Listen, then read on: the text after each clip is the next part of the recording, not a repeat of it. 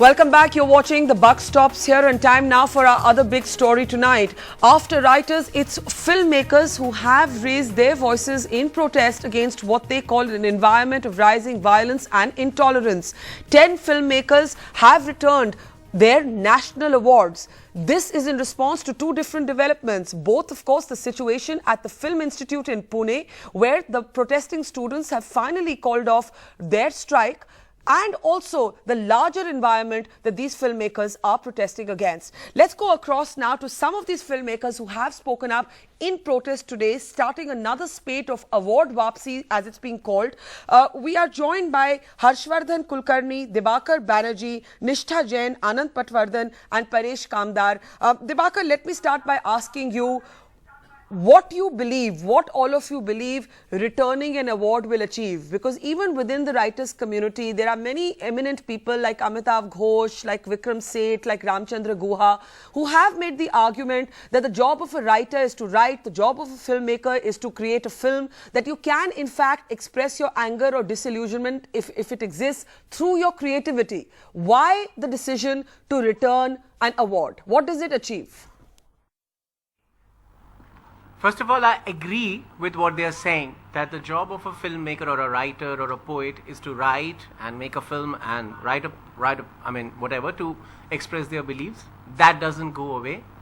What we are trying to achieve here, and I am speaking for all of us after due consultation between us, is that we are using the return of our awards as a means of attracting and drawing the attention of the citizens of India, which includes people who are in the government and outside the government, to a situation which is slowly going out of hand. And we hope, and we humbly hope, that our awards and we in our humble capacity as citizens of India who've been given some distinction can use this act to draw the nation's attention to the fact that an educational institute like FTII needs a certain fairness and transparency in how it is run, how the people who run it are selected, and how the students' needs are taken care of. Dibakar, before I open this up to everybody, let me try and understand. It seems to me that the primary anger or the angst is what's happening with the FTII, and then there are all the other issues, the lynching in Dadri. We've seen ink attacks, for example, taking place in the city of Mumbai just on somebody who wanted to organize a book launch and so on. Is the primary issue that's disturbing all of you what's happening at the Film Institute, or is it the larger environment? And if it's a larger environment, Dadri, for example, took place about a month ago. Kalburgi was assassinated before that. Why now? What explains the reason for all of you to come together at this point? This is where all of us will have to answer for ourselves. So once I finish, I'll give the mic to others and I'll take very little time. I think the issue, as you so rightly said, is a large national issue. But I also think that sometimes taking up a smaller, more specific issue, and in this case, the future of FTII, is a good way of starting from the core and then going out to the outside other areas. So for me, I would like to concentrate all my efforts on discussing and talking about the FTII issue, because I think that is an exemplar and that is a symbol of what is happening in our country, both in our educational institutes and in our public realm. And I'll give the mic now to Nishtha. Okay, let me bring in Nishtha then. Nishtha, it seems to me that what Dibakar is really saying is that all of you individually are concerned by a bunch of things. Dibakar may feel more strongly about starting and focusing on the Film Institute. Somebody else may choose to bring up what happened in Dadri or what's happening with ink attacks and so on. But there is a counter narrative also, and the counter narrative, Nishtha, is that those who are returning awards, whether they are writers or whether they are filmmakers like yourselves, are actually taking an ideological position that isn't just about being liberal, but it's also expressing a political preference. In other words, your detractors will say, effectively, you all hate the BJP and that's why you're taking this position. So how do you react to that charge?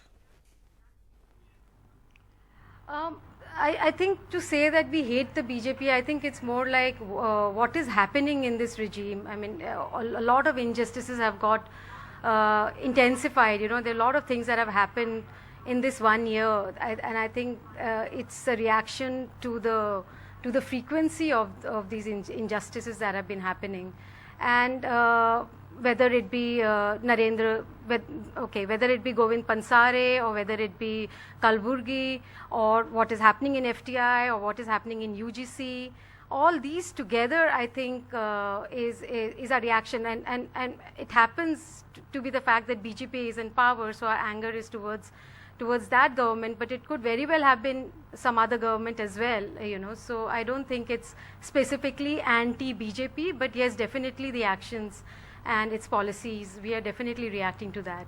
Let me bring in Anand Patwardhan now. Anand, I'm hearing Dibakar and Nishta emphasize that it's the BJP that happens to be in power. For Dibakar, the exemplar is the FTII. You know, I want to read out to you some initial reactions that are coming into your decision.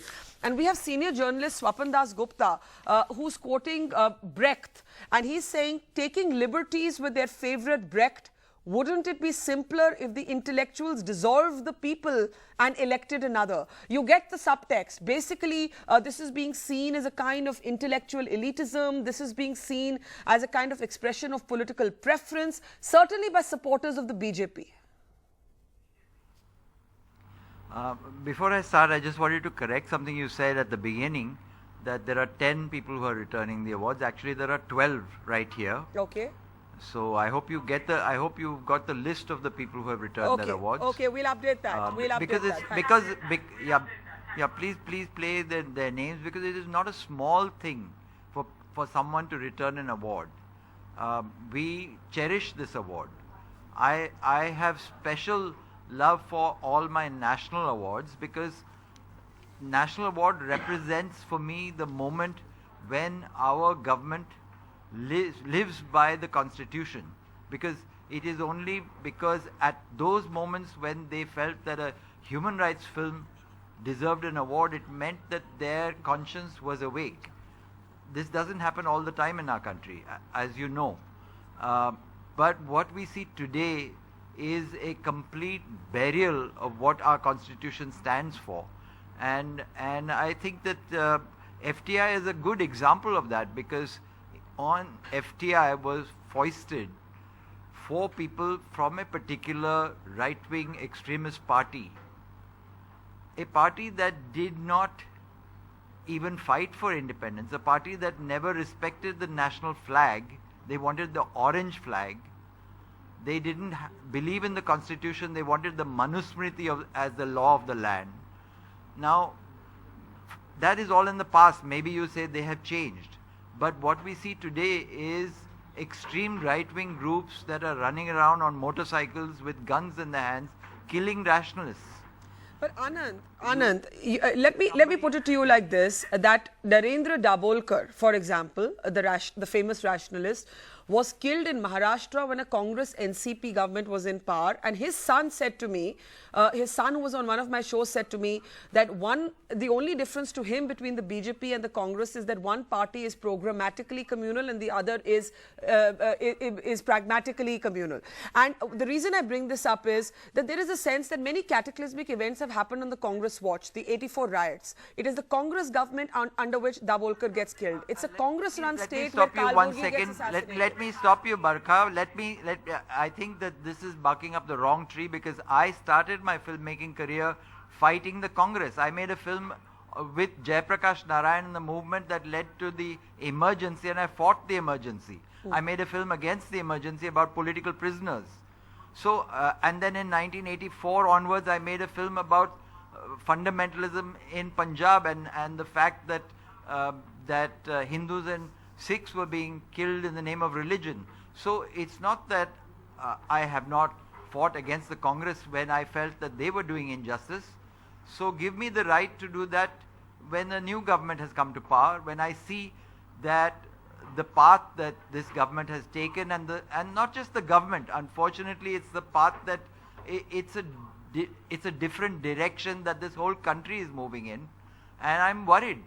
As a citizen, I'm worried that we are in the early stages of nascent fascism, and I think that the time will come when it will be too late for us to speak out.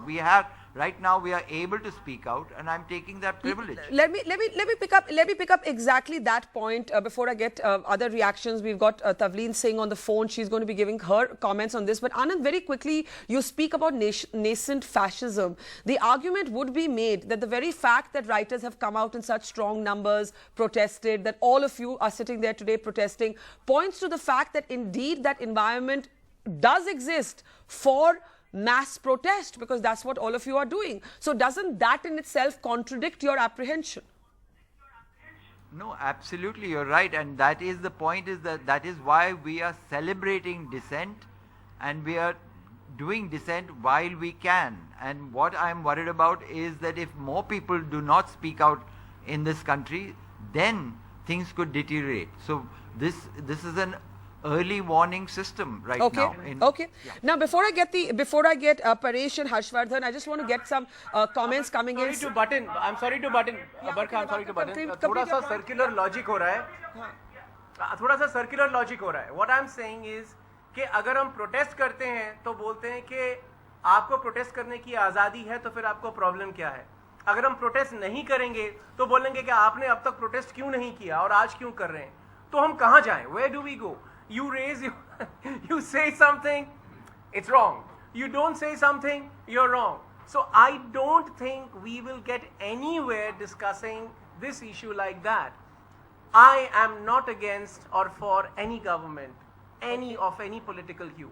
I am against an educational institute being clobbered by a programmatic agenda and the level of education in that institute falling.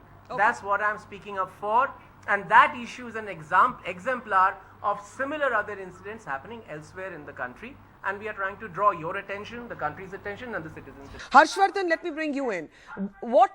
How do you see the symbolism of this award wapsi? Dibakar says it's to try and get media attention. I would make the argument that the media was in Dadri, actually bringing all of this to all of you, which is how the media's attention has been on these issues. So what's the next step? What is this statement that all of you are making? Is it a statement to the government? Is it a statement to the people at large? It is first to the government, because they have never been listening, and the people at large too, because this concerns all of us, which were happening under the Congress government, and we were the striking students then. But the only difference now with the striking students and then as striking students was the way the government reacted. The solutions that were actually put forth. Here it's 140 days which have passed. We have been waiting, and it's not that we have just given up our national award, which we really hold dearly, on a whim and fancy. There is a lot of introspection, there's a lot of soul searching which has gone behind it. I think 1 month ago, there were about 200 national award winners who had written to the President and the Prime Minister of India. We didn't even get a reaction from them. So when people are not listening to us, to the students, to the whole film fraternity which has spoken out against these postings, these, all these kind of things that have happened, we are left with nothing but to protest. How do I protest? I have something which the nation has recognized me with a national award. It's the only way that I can actually say is I return this national award and plead. It's essentially a plea to listen. Okay. That if there is something wrong, can you actually do something about it? Okay, I'm just going to try and get a comment from Tavleen again, and then I'll come to Paresh. Tavleen, if you can hear me, how do you see what's unfolding? First the writers, now the filmmakers. Well, I'm actually very disappointed in the quality of our public intellectuals, because they've had a political ideology which they've all been born out of. And so I find a lot of dishonesty in what they're doing, because these are all people who are, some of them are my contemporaries. They've seen massacres in Bombay, in Delhi. They've seen terrible, terrible times. And not one of them noticed that there was intolerance when journalists were being shot it probably still happens, but there have been any number of times when journalists who tried to report on corruption scandals in our state capitals have been shot dead. You know that. How come they never noticed anything? The other problem I have with them is that many of them have been talking about growing intolerance before Narendra Modi became Prime Minister. So to me, they're just political, they're trapped in the ideology in which they've been born, and it's very sad. Tavleen, Anand Patwardhan made the point that he has also taken on the Congress when he has been disturbed by them. So why categorize him as or his protest Tavleen as knows political? that very well. And Anand is saying Tavleen knows that very well. Tavleen, go ahead. But did you return any rewards, Anand? And did you speak against Indira Gandhi before she became Prime Minister, or Rajiv? I think you remember. I think you remember. Tavleen, I think you remember that I showed Prisoners of Conscience when you were in the room, and this was a film against the Congress. It was a film about, and I showed Waves of Revolution, a film on the JP movement. I think you have seen that film, so I think or has anyone stopped you from showing those films now? Okay, let us speak now, Anand. Let us speak. Has anyone stopped you now from showing those films? Tavleen, I think let me ask you why you believe that this is political, and if indeed writers and filmmakers are speaking up against this government, do you believe that that's also a failure of this government to communicate its message effectively because of ink attacks, Dadri lynching, what's happening at the FTII? We also have to look at those issues, don't we? I don't put all of these in the same category. I think what happened in Dadri was horrible, beyond horrible. But I don't believe that the FTI student protest falls into that category. Nor do I believe that some of the other stuff you've mentioned falls into that. Ink being thrown at someone in a city in which the Shiv Sena, in an earlier incarnation, chopped off the hands of an official who they didn't like. So what are we talking about here? I mean, let's accept the fact that there is a political motivation behind this protest. And the political motivation is what, according to you, Tavleen? Quick last comment, and then I'll get a last word from I Paresh. think that from the time of Nehru, the intellectual space in India has been restricted to left-wing journalists, historians, artists, and the whole gang. And many of them were patronized very generously with houses in Delhi and all sorts of other things. So to me, as someone who's seen all that, I have very little faith in their honesty. Okay, let me get a last word from them. Thank you, Tavleen. Paresh, how do you respond to the fact that there are many people, you heard Tavleen saying right now, seeing this as a political protest? No, if protesting is considered political, then of course it is political. I think it is political. But it is wrong to say that I am or we are reacting now. We have been protesting about all kinds of injustices across the time. It's just that you are noticing us now because we are returning this award in an environment which is now almost unbearable. But it is wrong to say that we are protesting only now. We have been protesting through our work and our deeds across our careers. Okay. So it is wrong to say that we are protesting only now. Okay. And now we are protesting because we have seen that a small institute like FTII, the government is not able to address to its demands, is so arrogant that after even 4 months, they are not actually discussing the issue. They are just sidestepping the main issue. Yeah. So, and around this institute in this last 4 months, whole lot of events have happened in the country which makes us very nervous.